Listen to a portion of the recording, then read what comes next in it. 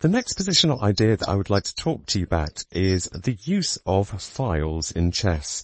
And we looked at the use of files when we're doing checkmating patterns, and I mentioned how great it is to be able to double up on those files and put your rooks and queens on those files.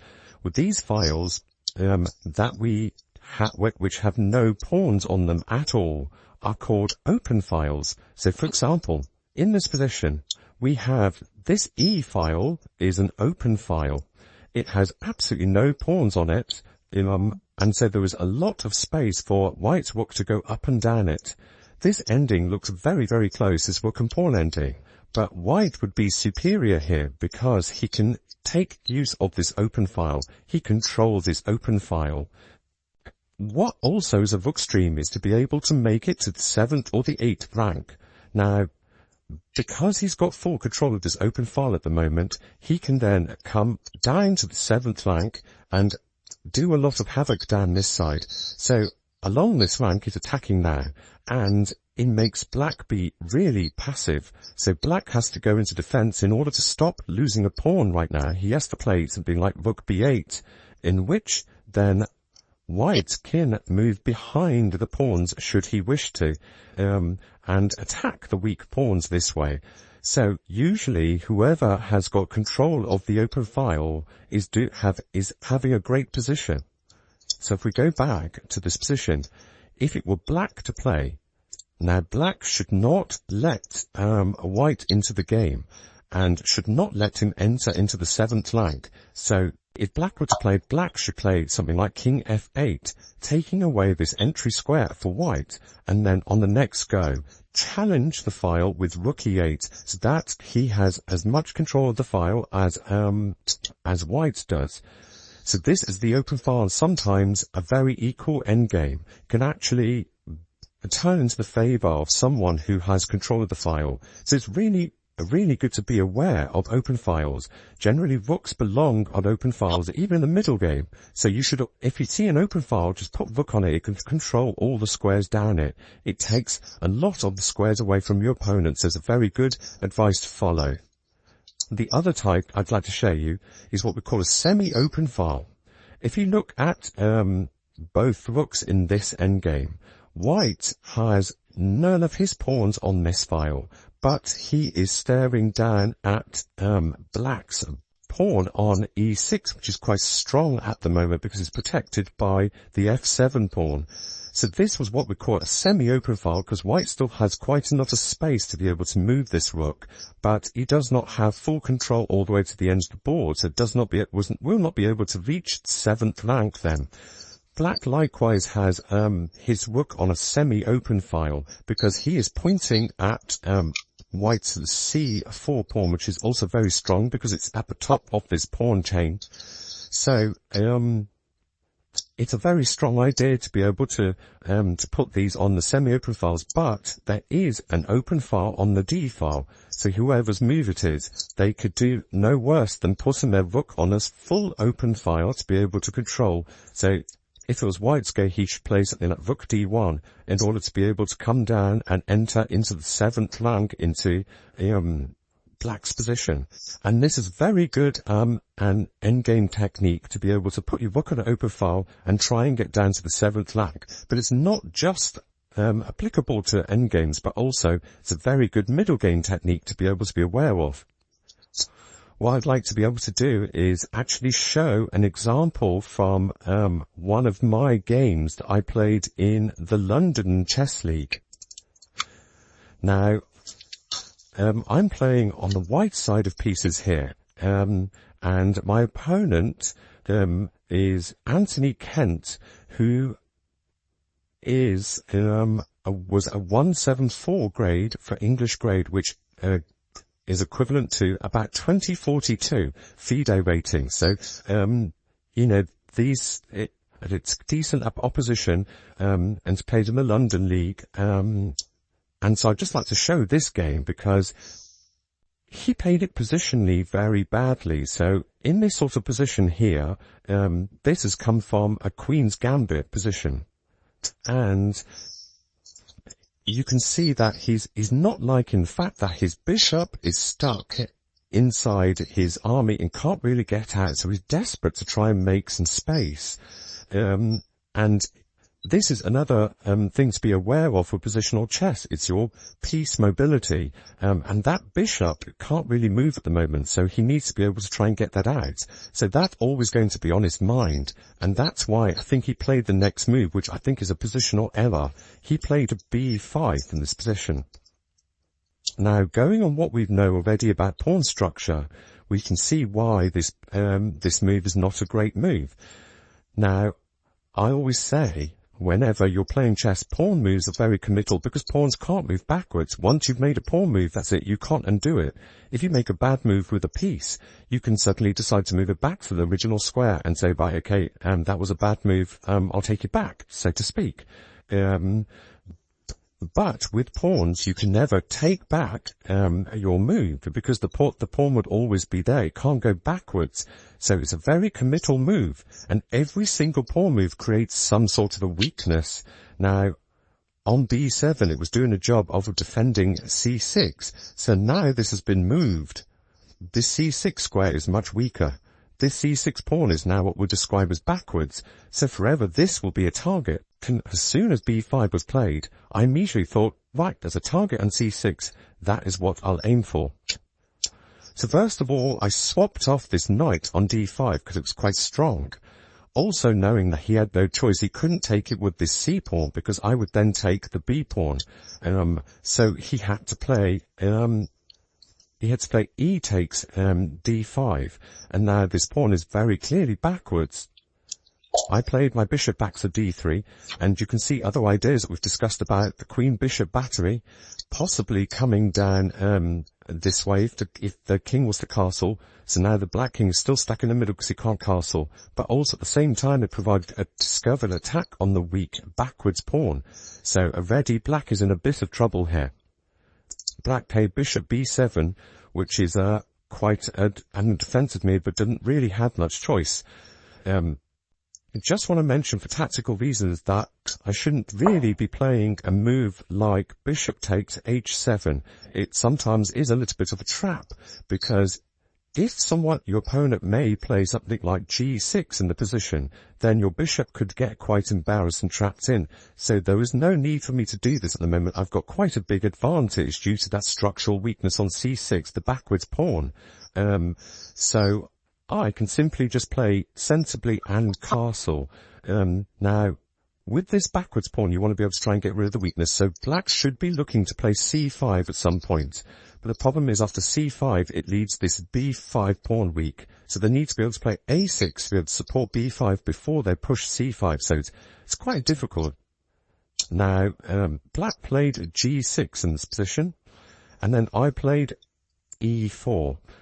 Looking back at this now, I'm not so sure that this was the correct move to play. Perhaps something like a4 and harassing the king side over here is a much more sensible idea. I'm hoping they'd take, and then obviously I've got a choice of what to take it with and put more pressure on this pawn and also making this pawn weak. But I think perhaps I didn't like the fact that maybe he can play something like rook c8 and be quite clever, because if I was to take, and he could take that and it suddenly discovered attack on my queen, I don't know, perhaps a4 was a better idea. I played e4, which is interesting because now after d takes e4, bishop takes e4, I've got what I wanted. I wanted to put more pressure on this c6 pawn. But can you see that I've now created a structural pawn weakness for myself on d4? I have created myself an isolated pawn. I did not need to do this, but I did leave myself with this isolated pawn. But as I said, it does have some strengths, the isolated pawn. It does mean that I have two sets of files to put my rook on the c file and the e file. And so I have a lot of space around the pawns. I also have squares e5 and c5 that become outposts to be able to put my knight on, and later perhaps. So, black still needs to be able to defend c6. I played queen d6. Here now, I think the alternatives to my move, I played knight e5, putting an outpost, trying to set up a little trap. But I think a4 is probably a better move here, for the idea that if they were to take, then I would play rook takes, and I'm putting pressure on this. I've got a lot of space. My rook can come across and put more pressure on this. It's just a very good position. If they play a6, then I'll be able to have the chance to open up the a file and use that to my advantage, because this pawn is pinned on c6 by this bishop, so can also capture this way. So after a takes, then remember it's about open files. If you have control of the open file, then you're in a better position. Now, if after rook takes a8, bishop takes a8, and I put another rook on the file, then I will have control over that file, because I'm the one now dominating it. Before the rooks get swapped off, we were both contesting that file. But once I play rook takes, bishop take, and rook a1, I am the one with the rook on the file now, and I'm the one with the more pressure in the position. So I think a4 was quite a good way to go there. However, I played knight e5. Remember what was said about outposts. The square, I can put one of my pieces on. A knights are the great pieces for outposts, and it's supported by this isolated pawn. The idea is that I'm trying lots of tricks in this position. There's lots of tactics going on, so he can't take my isolated pawn. And also he can't take on e5 and try to take this pawn due to bishop takes c6 at the end of it. And obviously I'm threatening lots of our pieces here, let alone my rook coming to this file. It's just a great position. So unfortunately he can't take anything round here. So he played rook c8 instead, and you can see each one of my moves, I'm bettering my pieces and putting more pressure. It's all about that backwards pawn. It's created one weakness, and I'm just piling up all the pressure on it. Now, I decided to play knight takes d7 in order to try and create, to get rid of one of the defenders here and try and open up the king, but he played king takes d7. And now I went on the next few moves were just all about improving my worst pieces. At the moment, these rooks haven't got much play in the game, so I decided to bring them both towards the centre. So rook a d1, supporting the isolated pawn, and perhaps, as I said, wanting to be able to push it at some point. You do want to be able to push that pawn. Knight f5 was played. I'm not so sure about that either. My bishop just dropped back to f3. He tried to put a rook in the centre. I put more pressure on the queen side. I can see that I'm hopefully going to pile up pressure on this using this pair and the undefended bishop. So after a6, I played a4. And you can see now, I'm really trying to put pressure indirectly on this pawn, and the use of this pin. So he decided to play b4. Now, I don't really like this move because b4 is kind of on a limb. He does want to be able to support this with a5, then this b4 pawn will become much stronger. But the problem is I got in there first, and after a5, now this pawn then becomes a weakness again, because the only thing protecting it, remember I said pawns are the best things to be able to protect pawns with. The only thing protecting it is this queen, so this queen is now tied down to the defense of this b pawn, which is also still pinned due to the undefended bishop on b7.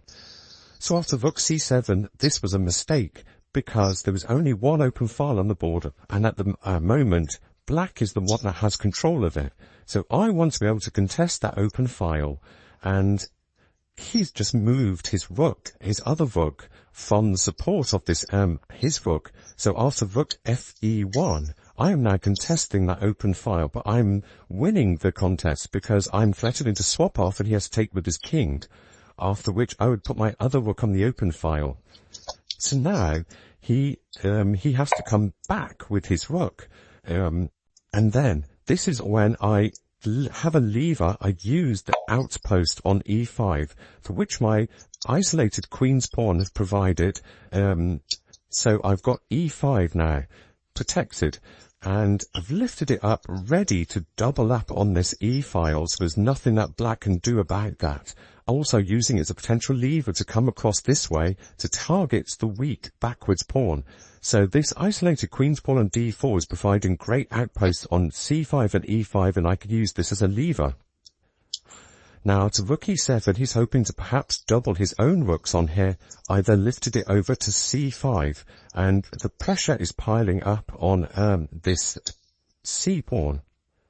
Also, this rook on c5 now has blocked the defense of this queen, so it's very, very difficult for black to be able to do anything about the defense of this b4 pawn, and it's slowly all going wrong.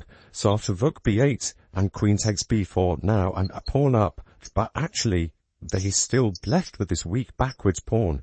And bishop a8, queen c3, rook b e8, yes, he has finally got something good in this position and doubled up on this open file. But I think it's too late, because again, due to my outposts, I just contested this with rook e5, and the fact that I have this brilliant potential behind this d file and the opening of this file, he cannot take due to getting his queen pinned down this file. So after rook e5, he played king c7, and after liquidating it and taking off a pair of rooks, I finally played d5, got rid of my weakness, but using the fact that his backwards pawn is again pinned, I have now got rid of my weakness and challenged his weakness, and after he played c5, this pawn now becomes a passed pawn. You can see that these two pawns are isolated and still weak, and this is still pinned, so after b4, my opponent resigned. You can see why in this position now. He has 3 pawn islands, but so do I. However, he has 2 isolated pawns, and I have only just one, which has actually become passed and very, very strong. He at the moment has control of the open file, but I can contest that when I would like to. His king is not as safe, and he is due to lose yet another pawn. And once that pawn becomes taken, then I will have 2 connected passed pawns, which is absolutely huge, and he's bound to lose material from that. So all of that stems from the first weakening positioning move, is that b5. It created this backwards pawn, and I only won that game purely because I was just attacking the backwards pawn and looked at positional ideas. I saw that I had an isolated queen's pawn that I created because I played e4, trying to create some space in order to pile up on the backwards pawn. Saw a backwards pawn piled up on it, created an isolated queen's pawn, and used the outposts that were created by the isolated queen's pawn. I used the open file, levered my rookies in the outposts over to create the weakness on the backwards pawn, and then it all fell apart. Very simple, but yes, very effective. So a good use of the positional ideas that we've learnt about the pawn structures, the outposts, and the open files.